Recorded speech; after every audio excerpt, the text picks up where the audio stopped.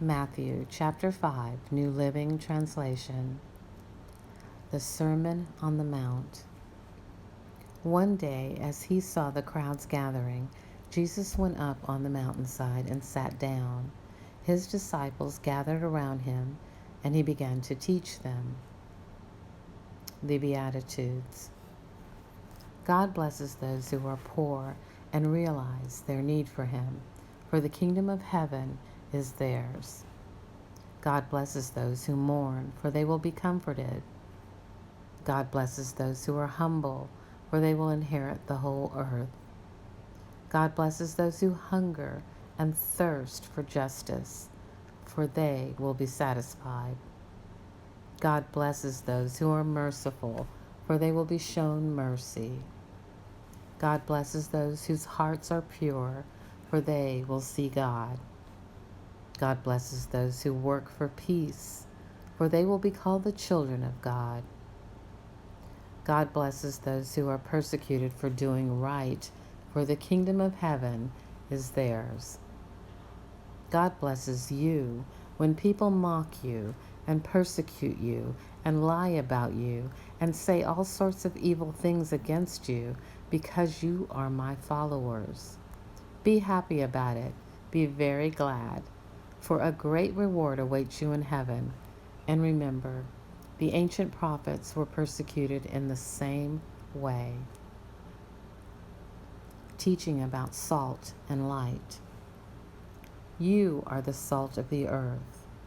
But what good is salt if it has lost its flavor? Can you make it salty again? It will be thrown out and trampled underfoot as worthless. You are the light of the world, like a city on a hilltop that cannot be hidden.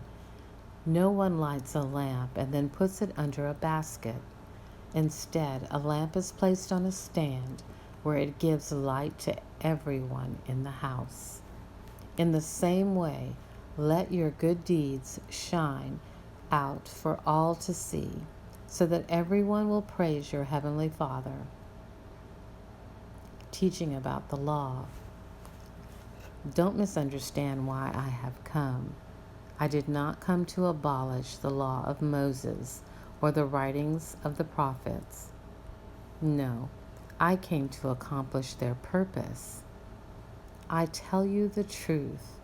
Until heaven and earth disappear, not even the smallest detail of God's law will disappear until its purpose is achieved. So if you ignore the least commandment and teach others to do the same, you will be called the least in the kingdom of heaven. But anyone who obeys God's laws and teaches them will be called great in the kingdom of heaven. But I warn you, unless your righteousness is better than the righteousness of the teachers of religious law and the Pharisees, you will never enter the kingdom of heaven. Teaching about anger. You have heard that our ancestors were told, you must not murder. If you commit murder, you are subject to judgment. But I say, if you are even angry with someone, you are subject to judgment. If you call someone an idiot, you are in danger of being brought before the court. And if you curse someone, you are in danger of the fires of hell. So if you are presenting a sacrifice at the altar in the temple, and you suddenly remember that someone has something against you, leave your sacrifice there at the altar. Go and be reconciled to that person. Then come and offer your sacrifice to God. When you are on the way to court with your adversary, settle your differences quickly. Otherwise, your accuser may hand you over to the judge, who will hand you over to an officer, and you will be thrown into prison. And if that happens, you surely won't be free again until you have paid the last penny. Teaching about adultery.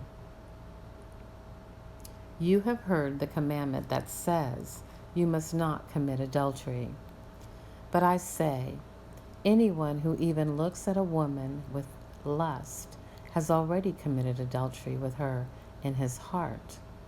So if your eye, even your good eye, causes you to lust, gouge it out and throw it away.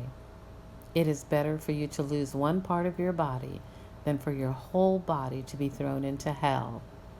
And if your hand, even your stronger hand, causes you to sin, cut it off and throw it away.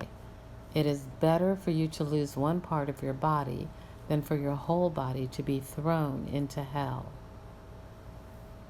Teaching about divorce. You have heard the laws that says a man can divorce his wife by merely giving her a written notice of divorce. But I say that a man who divorces his wife, unless she has been unfaithful, causes her to commit adultery. And anyone who marries a divorced woman also commits adultery. Teaching about vows. You have also heard that our ancestors were told, you must not break your vows, you must carry out the vows you make to the Lord. But I say, do not make any vows. Do not say, by heaven, because heaven is God's throne.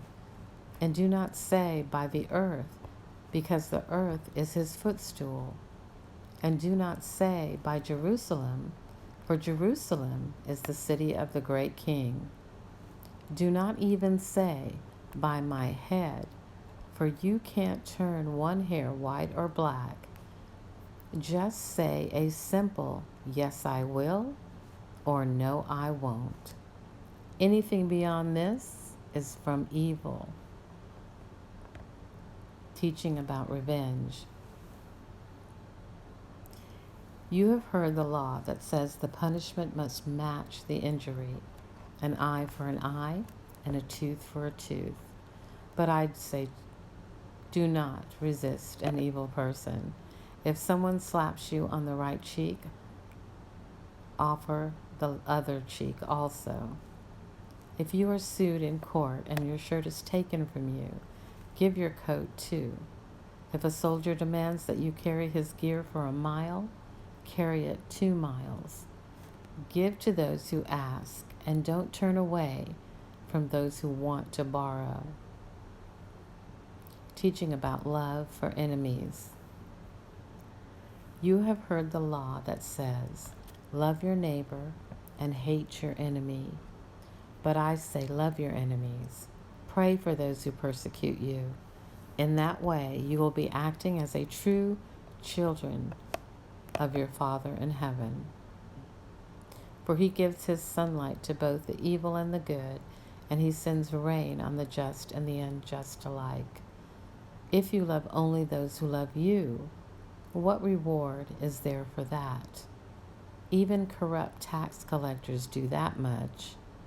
If you are kind only to your friends, how are you different from anyone else? Even pagans do that.